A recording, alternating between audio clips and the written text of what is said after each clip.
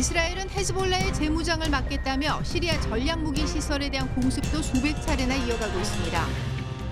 본질적으로 이 휴전은 헤즈볼라와의 휴전일 뿐 하마스, 이란과의 휴전이 아닙니다.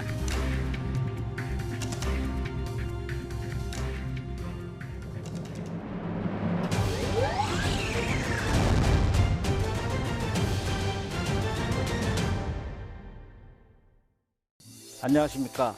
넓은 정보의 바다를 잠수함처럼 깊이 들어간다. 군의 모든 것을 전하는 인포메이션 기버 문근식입니다. 이스라엘과 헤즈볼라 사이의 전쟁은 잠시 멈췄지만 무기체계 개발 경쟁은 여전히 남아 있습니다. 이란은 헤즈볼라와 하마스 등 일부 단체에 무기를 지원해왔는데요.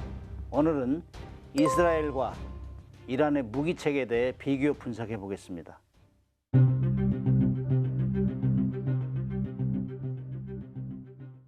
이란의 미사일 먼저 살펴보면은 이란은 원래부터 미사일 전략이 좀 강했어요. 이란의 스커드 미사일을 북한에서 수입에다가 북한도 그걸 가지고 개발했는데 최근에 이제 이 공방전을 하면서 사용하는 미사일이 파텍 110 이게 대표적인데 이건 이제 단거리 미사일입니다. 단거리 탄도 미사일. 그렇기 때문에 위력은 그다지 크지 않습니다. 고체 연료를 사용해서 어디서나 신속하게 발사할 수 있다. 사정거리는 200-300km 정도.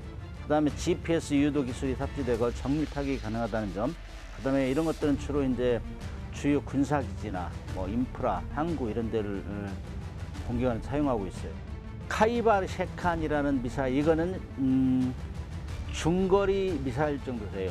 장거리 정도는 아니고 한 2,000km 정도 되면은 중거리 미사일이고 5,000km 이상 돼야 이제 장거리 미사일 이렇게 표현하는데 2,000km 이상만 돼도 탄도미사일로서는 중거리 정도 되기 때문에 대기권 외까지 나갔다가 내려오면서 타격하기 때문에 요격이 어려워요. 이스라엘의 그 자주국방에 상징하는 무기가 두 가지가 있어요. 아이언돔하고 메르카바 전차예요. 탱크죠. 아이언돔은 정말로 여러 국가에서 다 이미 소문이 나 있어요. 이게 왜 그러냐면 2014년에 가자지구 전투에서 하마스에서 날라오는 로켓을 그 당시에 273발을 요격했는데 245발을 명중시켰어요. 날라오는 거. 근데 이제 그래서 90% 이상 요격하는 미사일이 어디 있느냐? 이스라엘밖에 없네, 이스라엘. 근데 사실 따지고 보면은 이 미사일이 어디서 날아올지 모르면 힘들어요. 그러나 딱 방향을 보고 있으면 요격 확률이 높아진다는 거죠. 그래서 어떤 사람들은 야, 이 90%면 엄청나게 세네. 그런데 24시간 보고 있는 거예요. 그 방향을 알기 때문에. 아무튼 아이언돔은 빅히트를 쳤어요.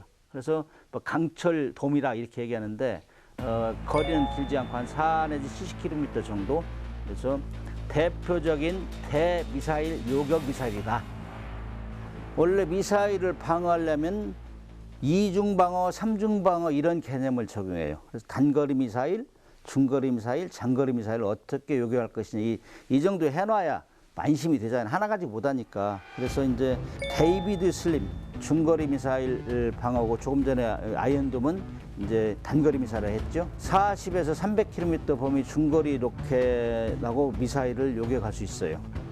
그 다음에 이제 에로 장거리 미사일.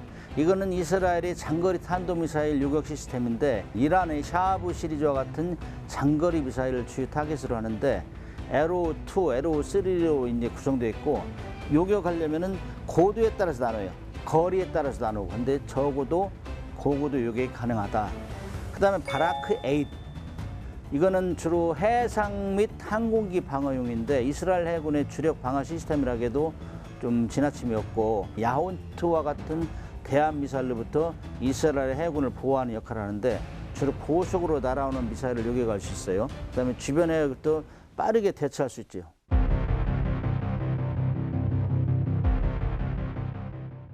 이란하고 이스라엘은 1,500km 이상 떨어져 있잖아요. 그리고 그 중간에 다른 나라들이 있기 때문에 미사일 공격 아니면 할 수 없어요. 그래서 전방에 배치해 놓은 게 그 헤즈볼라하고 그다음에 뭐 하마스 이런 걸 위해서 계속 괴롭히는 건데 실질적으로 국가 간의 전투를 하면 항공기밖에 없어요. 처음에는 그냥 현 위치에서 공격할 때 미사일, 그다음에 근접해서 하마스나 그다음에 저 헤즈볼라를 이용해서 할 때는 무인기 같은 걸 사용할 수 있고, 직접 이스라엘이나 그 이란에서 상대 국가에 가서 직접 타격하는 건 전투기밖에 없죠. 그래서 현대전에서는 공군력이 대단히 중요한데, 이스라엘 공군은 주로 보기가 F-35 아디를 포함한 최신 전투기, 그다음에 F-15 이런 것들을 보면은 이란에서 두려워하는 무기고 비교가 안 되죠. 그리고 이스라엘은 하도 싸움을 많이 해봐가지고 경험도 많고 노하우 전술 잘 돼 있고 정신력이 살아있기 때문에 이스라엘 공군이 제일 자랑하는 게, 나는 하시라도 내가 원하는 걸 타격할 수 있다. 그걸 또 믿어요, 전 세계에서. 그렇기 때문에 이란은 굉장히 두려워하죠. 이란 같은 경우는 한때는 미국하고도 잘 지냈기 때문에 탐캣, F-14 탐캣 이런 건 많이 소문나 있잖아요. 그래 이런 항공기를 사용했는데 이것도 굉장히 오래됐어요. 그다음 미구 29는 이거는 사실 북한이 가지고 있는 최신형 항공기 미구 29예요. 이것도 80년대 만들어낸기 때문에 구닥다리. 이란 같은 경우는 그 최신형 무기를 가져올려도 요즘 경제가 굉장히 피폐해졌어요. 그냥 국제 제재 때문에 그런 걸 할 수 없기 때문에 지금 제일 쫄리는 게, 쉬운 말로 쫄리는 게 공군력이에요. 이 드론은 영어로 하면은 벌이 붕붕붕 나는 소리 이런 걸 얘기를 하면서 시작을 했어요, 사실은. 그런데 이제 요즘은 광범위하다고, 광범. 수중 드론도 있고 이 날아다니는 드론도 있고 그런데, 이스라엘이 가지고 있는 헤론 드론이라는 건데, 이스라엘은 드론 강국이에요. 장거리 정찰 능력이 있고, 그다음에 45시간, 최대 45시간까지 떠 있다는 건 굉장히 오랫동안 떠 있는 거예요. 센서가 좋으니까 밤낮을 가리지 않고 정찰 수행할 수 있다, 이런 장점이 있습니다. 그다음에 이스라엘 하피 드론이라고요, 하피. 요거는 사실 이스라엘에서 개발해가지고 우리 한국에서도 1999년도까지 97년도부터 99년까지 100대를 샀어요. 그래 우리는 주로 북한의 장사정포 기지, 거기를 겨냥해서 그걸 공격하겠다 해가지고 지금도 운용하고 있어요. 그래서 이거는 이스라엘의 개발한 자폭 드론. 그냥 자기가 이제 그 레이더 시설에 나오는 전파 있잖아요. 이걸 탐지하는 거예요. 탐지하고 딱 한 5시간 정도 있다가 거기에 정확히 가서 자폭하는 거죠. 옛날에 가미가제 같이. 아주 유명한 그 드론입니다. 이란도 무인기 강국이에요. 근데 이제 처음에는 주로 정찰용으로 다 개발했는데 점점 이제 거기다 폭탄을 싣고 가서 자폭하는 이런 개념으로 발전되고 있고, 최신형들은 거기 미사일을 실어가지고 미사일을 발사하고 공대지 미사일 발사하고 자기 돌아와서 다시 교체하고 이렇게 가는 개념으로 발전되고 있는데, 아무튼 헤즈볼라가 이란으로부터 공급받아 쓰는 것들이 이게 무히즈 드론이라고 있어요. 무히즈 드론. 이거는 주로 정찰과 정밀 타격 임무를 수행하고 비교적 단순한 구조를 가지고 있는데 임무는 다양하다. 이란은 지금도 드론을 이번 러시아 우크라이나 전쟁 또 한 2,400개 정도를 공급했어요, 러시아에. 그만큼 무인기 강국이에요, 이란도.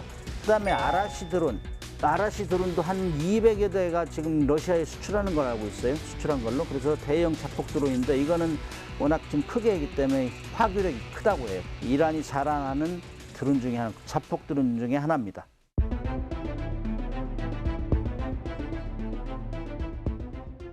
이란하고 이스라엘 해군도 마찬가지, 누가 질적으로 우수하느냐. 이스라엘은 그 최신형 잠수함 돌핀급을 가지고 있어요. 근데 디젤 잠수함에 핵탄두를 탑재한 미사일을 싣고 다니는 배는 전 세계 유일하게 이스라엘이 일본에 있어요. 돌핀 잠수함에. 이스라엘의 그 핵무기를 탑재하는 그 잠수함을 독일에서 이제 2대를 무상으로 줬어요. 1991년도에 이라크전이 벌어졌는데, 그때 이라크에서 독일 미사일 공격하니까 확전할 수 있었어요.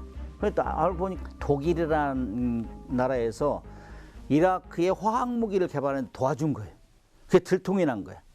그러니까 독일에서 미국에, 야 정말 너 이라크를 도와줄 수 있어? 미국은 뒷배니까 이스라엘 편을 들으니까 그래 강하게 압력하니까 1991년도에 그러면 우리가 잘못했습니다 하면서 잠수함 2척을 무상으로 줬어요. 그리고 한 척은 사가고, 그 이후에 2척을 추가로 지금 5척을 가지고 있는데, 이스라엘은 살아남기 위해서, 너무나 주위에 적이 많기 때문에 살아남기 위해서 핵무기를 쥐주새도 모르게 만들어서 잠수함에까지 집어넣은 거예요. 그렇기 때문에 해군력 하면은 이미 이란도 알아요. 그렇기 때문에 이스라엘은 해군력이 좀 퀄리티가 높다. 이란 같은 경우는 잠수함 전력이 25척 정도 있어요. 근데 작아요. 소형 디젤 잠수함이고, 이란 같은 경우는 또 특이한 군구조에 이란은 정규 해군이 있고, 그다음 이슬람 혁명 수비대가 있어요. 이슬람 혁명 수비대가 더 세요. 정규 해군보다. 러시아의 킬러급 잠수함도 있어요. 그러나 이제 그 잠수함을 가지고 있는 이유는 호르무즈 해협을 자기들이 다 유사시 막을 수 있다고 큰 소리 치는 게 이란 해군이에요. 그것이 제일 큰 무기예요. 이스라엘과 이란은 각자의 미사일, 드론, 해상 무기를 중심으로 강하게 맞서왔습니다. 다음 시간에는 지상 전력과 정보전을 중심으로 그들의 숨겨진 카드와 전술적 행보를 분석해 보겠습니다.